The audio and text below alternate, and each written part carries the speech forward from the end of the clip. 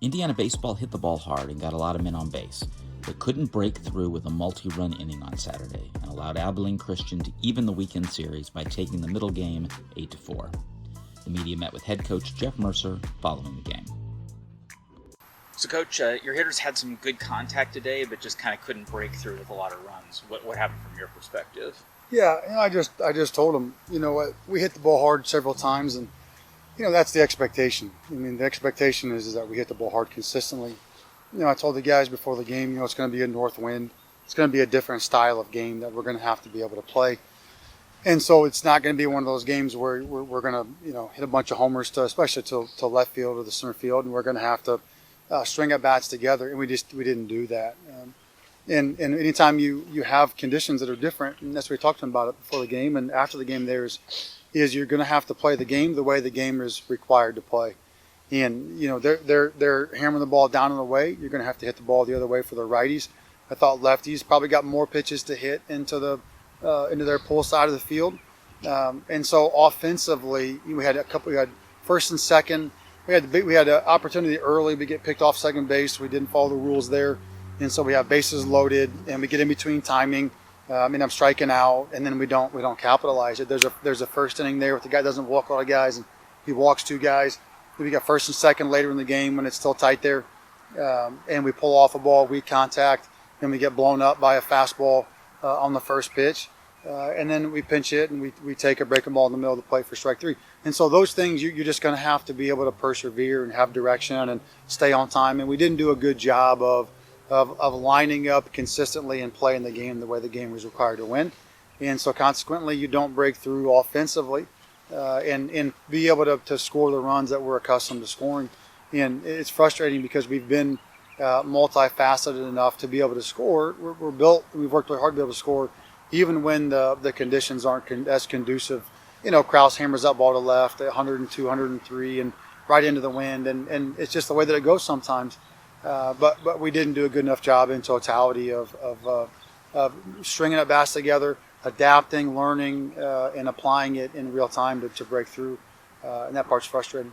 With these conditions, what do you think about Brayton Thomas and Jacob Vogel eating on most of those innings today? What do you think? Yeah, BT stuff was great, and I love BT. He's been amazing. He's been a warrior force. He just wasn't very good today.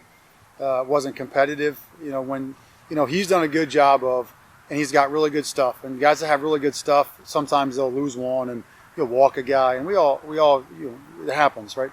But he's done a really good job of when you have a free base or a hit, whatever it is, bulldog and getting right back in. He's filled his position well. He's got off the mound. He's managed innings, and today he just didn't manage it. His emotions got the best of him, and he really gave us. It was a really tough time for us on a day that we weren't good offensively. We couldn't afford to then not be. Actually, no, we weren't good. We weren't good enough offensively. We couldn't afford to then give away so many free bases on his accord. And he's been great, and I've applauded him, and he's a wonderful kid, and he's been tremendous for us. But he had good stuff, but he wasn't good enough. He didn't handle the adversity well enough, and we have to be better. We have to help him as coaches, help him get through that stuff. But we've played enough that he's been out there enough. Whatever we're in 10, 11, 12 weeks, wherever we're at, he's been out there every weekend, and up to today, he's done a pretty good job of managing those moments. He was cruising, like he was on cruise control. Stuff's really good. 91, 93. Slider was really good. Slider for a strike. Changeup, the little split change was where he needed to be. Got a lot of swings on it early. Was all over the zone. Was really good. And the bunts over the right side. That's a play that he can make. He has made, and so you got the inning get big on him, and then you're going to the pen early.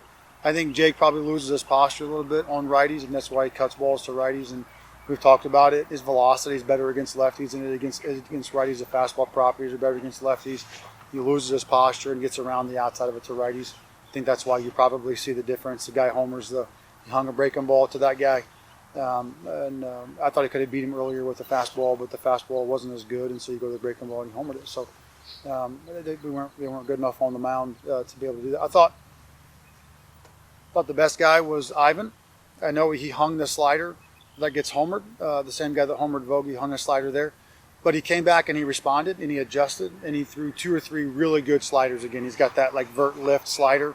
He threw some really good ones after that, and I was really pleased and proud of it. It's his 3rd time this week, freshman. Made a good adjustment after hanging one, getting homered, right back in there. Kind of the same thing we're talking about is I don't expect it to all go perfect. It's not going to go perfect. The game's hard. Baseball's a hard game. But when something happens, I make a mistake, I have to respond, make an adjustment, get back. So I thought Ivan was our best guy of the day. On Thursday, you said that if you hadn't used Yarberry at this point, he would start tomorrow. Is that going to be the case? I would imagine. We also could open Lynn just to get him another start routine in preparation for next week. I would imagine Lynn or Yarberry, either one I would feel comfortable with. They've got a couple of lefties in there. The one kid that has a bunch of homers is dealing with some injury stuff, and so if he's back in there, with the lefties, the switch hitter, and with all due respect, he's a really good player, is better from the left side than the right side. So we may start Lynn, flip him around to the right side, and then face the 2 lefties at the top for the first inning. But I'll talk to Matt and see how Connor feels too.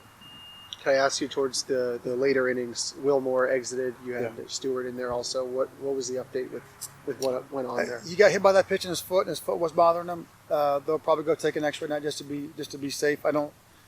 Trainer doesn't think it's broken, but we'll go probably get a good picture of it just to make sure. But he was pretty ginger and didn't feel very good. So just for the sake of being cautious, we took him out. You sent more on that first pitch from Fry. I was just kind of trying to do your best to try and stay out of these double plays. Yeah, it was a hit and run just to stay out of the double play for that exact situation. And my fear was on the second pitch they would pitch out. They pitched out a couple times last night. And Landon, I talked to him about it, is he gets that cutter, like the kind of that slider cutter combo pitch. He's got to get his eyes to the bottom half of that ball. He's got to be able to make the adjustment to that. He was on time. He got it out front. He's just on top of the ball, top of the breaking ball. Again, just the adjustment. He knows that. He's got 100 and some odd at bats. I'm sure he's a super smart kid. He's been great for us. He knows that. And so I don't want to do a back-to-back hit and run. If it would have been a 1-1 count, I would have gone back to a hit and run. Will's a good runner, but he had just gotten hit, so I didn't necessarily know. And so I thought back-to-back pitches, man, you kind of rolling the dice on getting thrown out. I think at that point we were probably down 4, probably 6-2. Thought it was a little bit rolling the dice on a hit and run down like that, but I thought it was worth it. And then he just landed as a great kid, but he has to be better than that. If I'd have got back to a 1-1 or a 2-1, I probably would have hit and run again, trying to stay out of that. And then Ricketts homers the next guy. And Ricky and I talked about it. He got that same pitch 2 times earlier. He did the hard part. He changed his position in the box. They're pitching down and away, and the wind's blowing out to right, in from left. And so I said, hey, let's be in the front of the box. Let's be on the plate a little bit. Let's take the away pitch and make it middle in, and that's going to be in your hot zone. And he got to the right count. He got to the right pitch twice, and he missed it both times. And it's like, hey, man, like deposit that thing. You're in the right count. You do the hard part. Hit it on the 408, and let's move on. That's what you're capable of doing. And to his credit, he did. And his third at bat, he did that. He got the same pitch. He had missed twice, and he homers it. It's just that's the adaptability we're talking about. It's like we're far enough along that he's a good enough player, and he's coached well enough that we do that. And so he did a great job of adjusting late. So trying to stay out of that to see if you can run into a. You got 3 guys in a row there that are nearly or are in double-digit homers. So you're hoping that one of them can be a multi-run homer, just have double play, and we weren't able to do that. McCoskey extends his hit streak to 20 games now. Just what's been the biggest key for him during this stretch? He has a great approach. He's always on fastball timing. He plays the game like a pro. I thought he was really good today, and I thought Jake was really good today. I know he expanded on that one, but he walked 4 times, battled his butt off. I thought both of those guys were tremendous offensively today. Caleb has the ability to see the game in real time as it's happening, move himself in the box, move himself forward and back, on or off the plate, cover zones the way that he really should. And it's a really true, pure swing where he backspins the ball. He doesn't topspin the ball down to his pull side. And so when you do that, you're not giving yourself outs, right? He doesn't topspin the ball to the outfield or in the infield. He drives through. He gets into really good counts. He doesn't overswing. He uses all parts of the field. He plays the game at an extremely high level intellectually. So he's always in the right place offensively, in the right part of the plate, in the right part of the field. I feel like, and it's different because I'm 40 years old. If I was knowing what I know as a 40-year-old, if I was playing and I was having an at bat when I watch him play, I feel like he's in my mind. Like I watch him and it's like, man, that's exactly what you would want someone to do right there. Just he's very old. He's a very, very old hitter. And again, his dad played baseball at the highest level, was an all-star, like a great player. So, so much of that from Caleb's standpoint is he gets it at home. He's getting better instruction at home than he's getting here. So he really has a huge advantage on the rest of us, or the rest of them. But kudos to him for being adaptable and learning and applying it in real time. So he's just a pro, man. He's a pro, really. Indiana and Abilene Christian conclude the series with a rubber match Sunday at 12 noon. Keep an eye on our social media or the live game blog. See you at the BART.